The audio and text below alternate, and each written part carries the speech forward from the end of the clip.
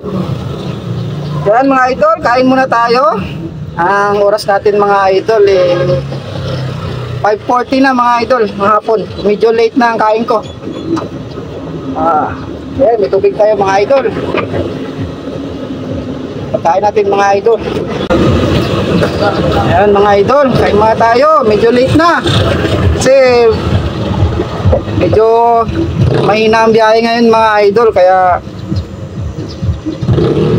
hinabol ko muna yung rush hour kung saan medyo malakas ang oras o malakas ang pasahero. Kaya medyo late na ako kumain mga idol. Wala na kasi pasok dito mga idol, kaya medyo mahina na ang biyahe. So kailangan natin napitin talaga. Kain tayo mga idol kahit medyo late na. Ang ulam ko idol, sisig. Sisig mga idol to. Sisig mga idol. Tingnan natin kung masarap yung sisig nila.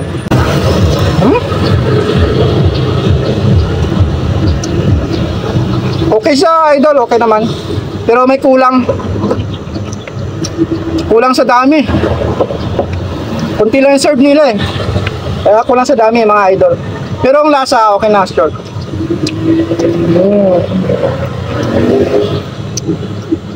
Tsaka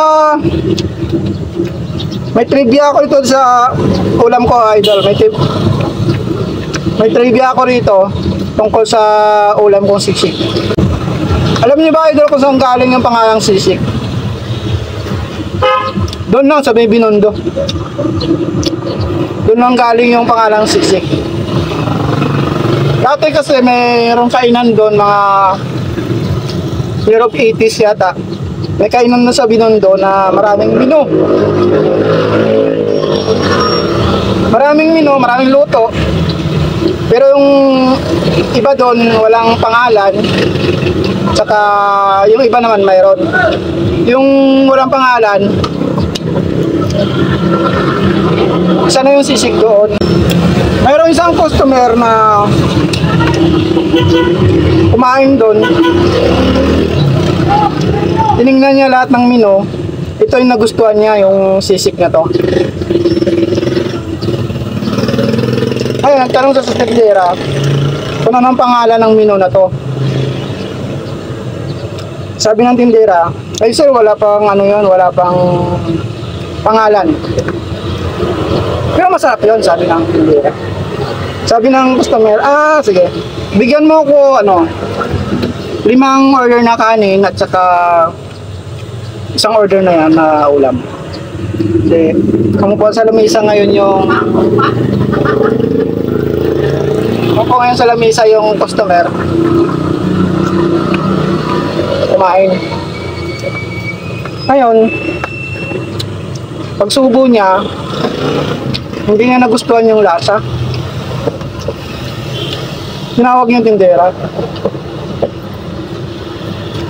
Sabi niya, ano ba itong ulam nyo? Lasang mayonnaise. Sabi ng tindera, ayaw po sir, mayonnaise po yan. May mayonnaise talaga yan kasi ganoon talaga yung menu. Sabi niya, di ba yung mayonnaise sa tinapay lang yun? Sabi ng tindera, hindi sir. Pwede na ilagay sa ulam yun. Sabi niya, pangit ng lasa. Nagalit yung customer, mga idol. Dumukot ng 20 pesos. Noong unang panahon kasi, mura pa yung pagkain ng mga idol. Kaya nagdukot siya ng 20 pesos, ibinayad niya doon sa tindera. Sabi niya, ayan ang bayad ko. Ang pangit ng ulam niyo, sabi niya. Hindi ko nagustuhan yung lasa. Sabi niya, nagsisituloy ako kung bakit yan ang in-order kong ulam. Yun, ang narinig ng tindera,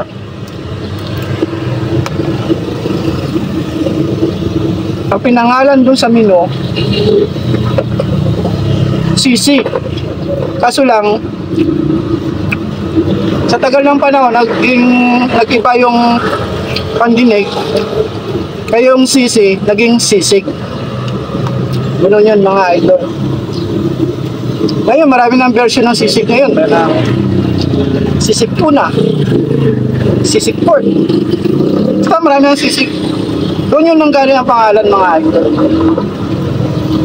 Kaya yung sisig, naging sisig.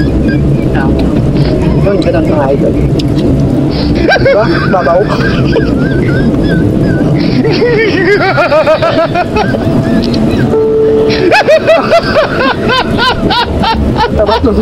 Ako yun ito.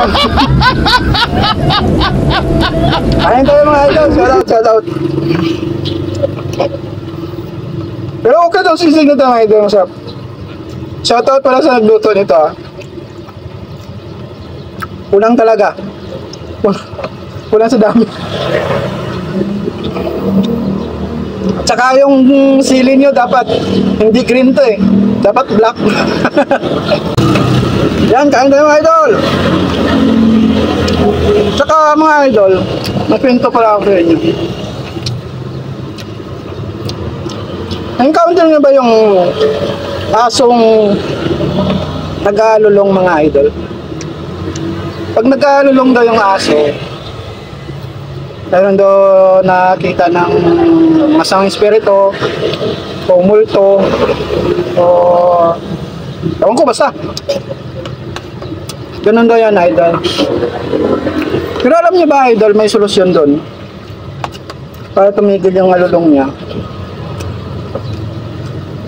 Ito sabi lang din to sa akin mga idol ah. Para tumigil yung alulong ng aso, yung gagawin mo,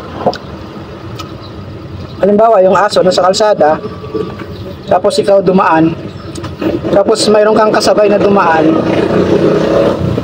paluin nyo yung kasabay nyo dumaan mga idol. Idi wow. Oo, para tumigil yung alulong ng aso kasi matatakot yun eh. Pag pinalo mo yung kasabay mo, matatakot yung aso, titigil yung talo. Pag malakas, medyo maganda para magkaroon ng pugyo yung aso. Ganun daw dapat ang gawin.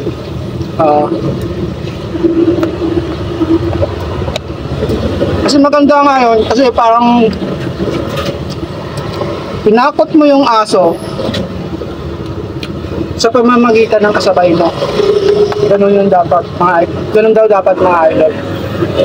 Para matakot siya, kailangan pakitaan siya ng maras. Uy, teka idol. May nag-chat sa akin na idol, direct message si Mama Antot Pukiko. Chinese ba siya idol o hapon? Alam ko hapon to eh. Mrs. Maan, shout out po sa inyo. Salamat po sa tanong nyo. Kamusta nyo po ako sa mister nyo si Mr. Makat Pukiko po. Sir Makat, shout out po sa inyo. Pasensya na po sa kung hindi man tayo nakapag-shoutout sa inyo. Salamat sa pagsuporta nyo sa mga videos ko. Mga idol, yung Pukiko family mga idol, mga solid natin yan na supporter sa Facebook mga idol. Shoutout po sa Pukiko family, sa yung Mrs. Maantot Pukiko, shoutout po. Mr. Makat Pukiko, shoutout po. Ang tanong niya kasi dito mga idol, tingnan natin yung tanong niya mga idol. Ito ang tanong niya mga idol. Bakit hindi na lang aso ang paluin? Yun, ang ganda ng tanong niya mga idol. Sasagutin natin yan mga idol. Mamaan, bawal po kasi paluin yung hayop. Bawal po paluin yung aso. Kasi magkakaroon tayo ng kaso dun sa animal welfare.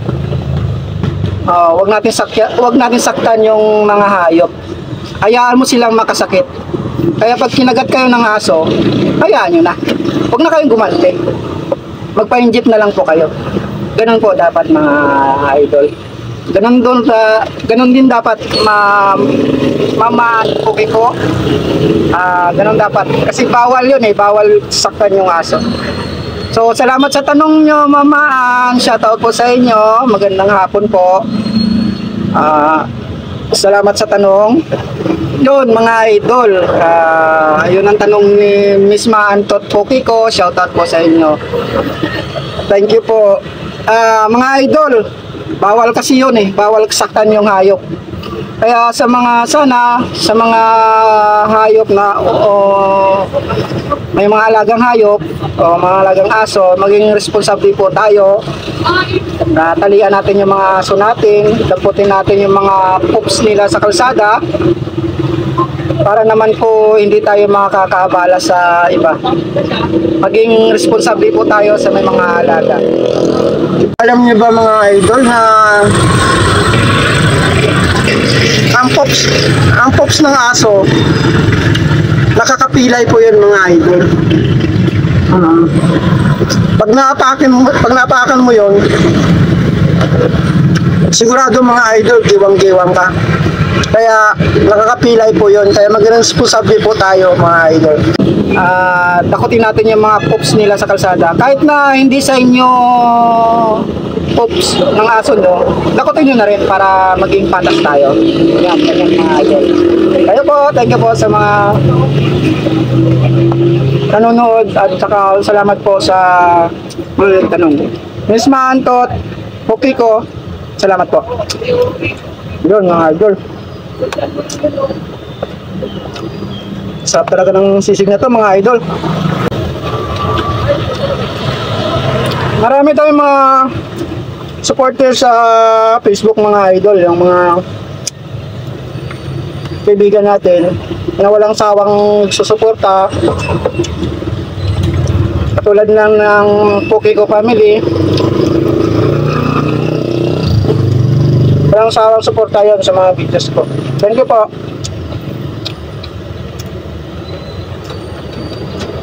Tsaka mga idol,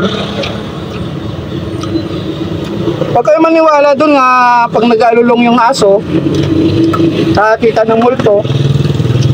Hindi yan totoo mga idol. Dun sa amin, yung aso ng kapitbahay namin,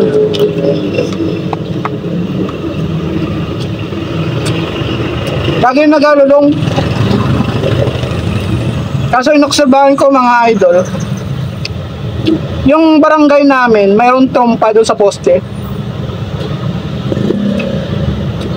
Pag nagsalita ka doon sa barangay hall, naririnig ng buong barangay yung sinasabi mo.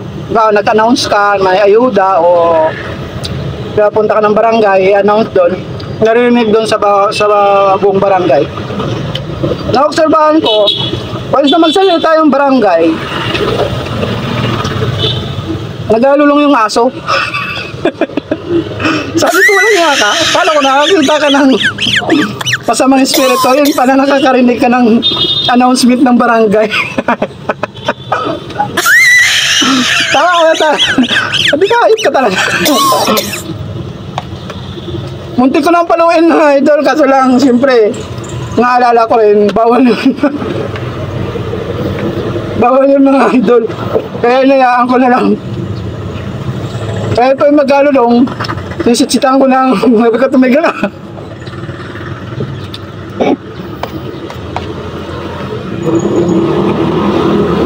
Kaya huwag kayo maniwala doon mga idol. Kalakuhan na ng aso, pag nag-alulong, tripla lang yun. Tripla ng aso pag nag-alulong sila. Pansin ba? Doon mga idol, paubos ng sisig mga idol. Para ako natawa dun sa kwento. Yan, salamat mga idol sa mga nakinig ng kwento ko na walang kwenta. Salamat. Matapos kong kumain, babanat na naman ako mga idol kasi kailangan natin makauwi ng medyo malaki-laki sa pamilya natin para makaipon naman.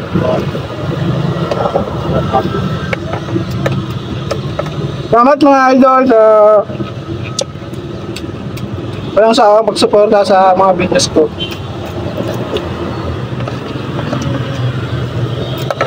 Yun. Simot mga idol.